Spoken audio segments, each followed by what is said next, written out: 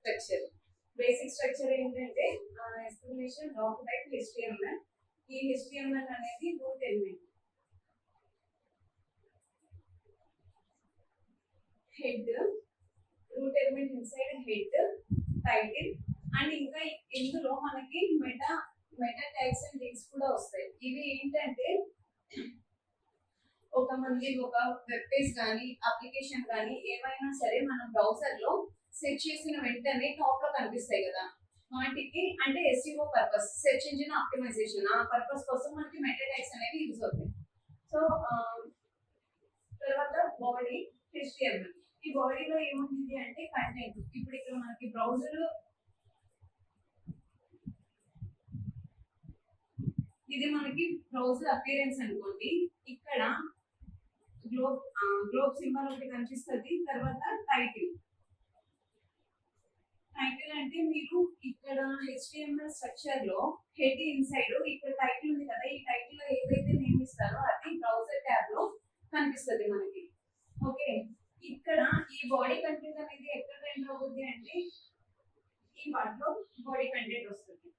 Okay, ఇప్పుడు ఒక website మనం బిల్డ్ చేయాలి అంటే ఓన్లీ HTML ఉంటే సరిపోదు, CSS కూడా అప్లై చేయాలి. ఓకే, CSS ఏ పర్పస్ కోసం అప్లై చేస్తాము అంటే మనకి స్ట్రక్చర్ రావడం కోసం, అండ్ ఇంకొకటి colours, font sizes, font families ఇవన్నీ మనము CSS లోనే అప్లై చేస్తాం. సో CSS HTML లో ఎన్ని టైప్స్ లో అప్లై చేస్తాం?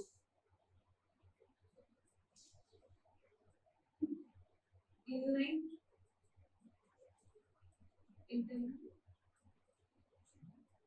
And external.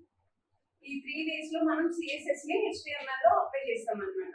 ఇప్పుడు ఇన్లైన్ అంటే ఎలా అప్లై చేస్తాం CSS లో? ఇప్పుడు ఇది బేసిక్ స్ట్రక్చర్. ఈ బేసిక్ స్ట్రక్చర్ ఒక్కటి ఉంటే సరిపోద్దా? మనం ఏదైనా ఒక అప్లికేషన్ కానీ వెబ్సైట్ కానీ చేయాలి అంటే దాని ఇన్సైడ్ మనకి ట్యాగ్స్ ఉంటాయి. ఓకే, హెడ్డింగ్ ట్యాగ్స్ ఉంటాయి, పారాగ్రాఫ్ ట్యాగ్స్ ఉంటాయి, ఇమేజ్ కోసం ఇమేజ్ ట్యాగ్స్ ఉంటాయి. సో హెడ్డింగ్ ట్యాగ్స్ వచ్చేసి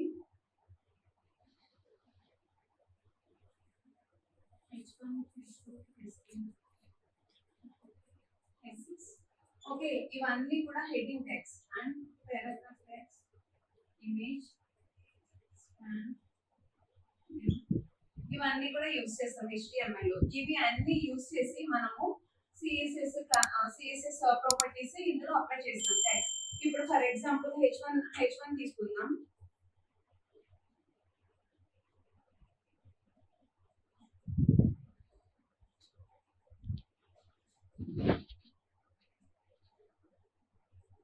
ఇప్పుడు మనకి 2 ప్లేసెస్ అంటే లెఫ్ట్ ఏరో రైట్ ఏరో ఉంది కదా, ఇక్కడ మిడిల్ లో H1 అనేది పెట్టాం.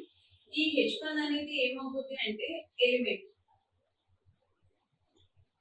దీని మొత్తాన్ని అంటే విత్ ఇన్ ఏరస్ లో ఉన్నదాన్ని ట్యాగ్ అని చెప్పి అంటాం. ఓకే, ఇది మొత్తాన్ని ట్యాగ్ అంటాం, ఇన్సైడ్ ఉన్న H1 ని ఎలిమెంట్ అంటాం. సో ఇప్పుడు ఈ ట్యాగ్ ఇన్సైడ్ రాసేదాన్ని ఇన్లైన్ అంటాం. ట్యాగ్ ఇన్సైడ్ ఎలా రాస్తాం? ఇప్పుడు H1 అనే ట్యాగ్ తీసుకున్నాము, దీని లోపల స్టైల్ అనే అట్రిబ్యూట్. ఓకే, స్టైల్ అట్రిబ్యూట్ అంటాం.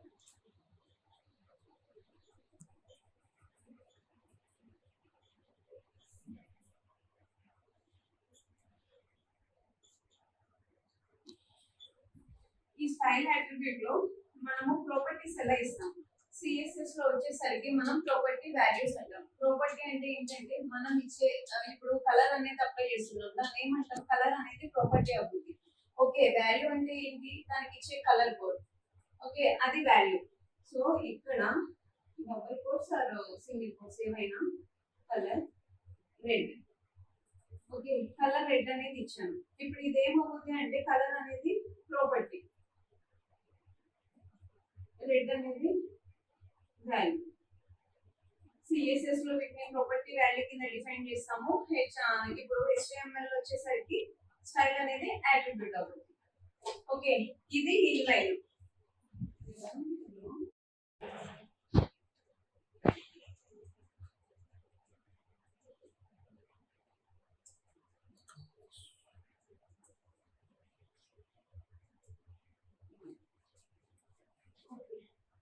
ఇది బేసిక్ స్ట్రక్చర్ ఆఫ్ HTML.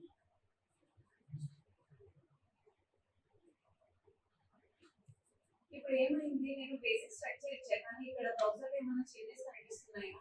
లేదు కదా. ఇప్పుడు ఇందాక హెడ్డింగ్ ట్యాగ్స్ గురించి చెప్పుకున్నాం కదా. సో హెడ్డింగ్ ట్యాగ్స్ H1 నుండి H6 వరకు ఇస్తున్నాం.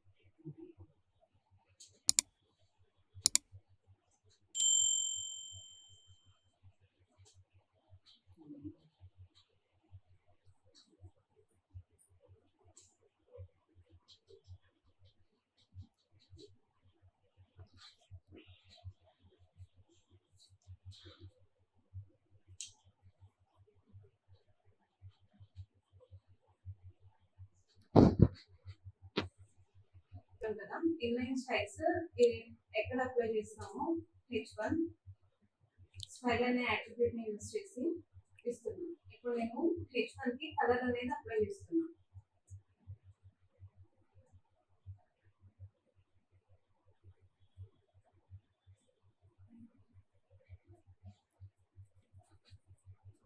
అప్లై అయింది కదా.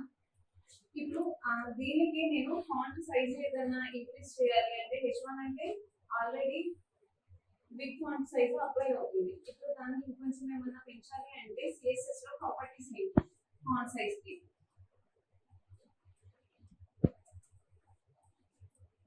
ఫాంట్ సైజ్ అనేది ప్రాపర్టీ వాల్యూ నేను 100 పిక్సెల్స్ ఇస్తున్నాను. మీరు ఎప్పుడైనా కూడా ఇన్లైన్ స్టైల్లో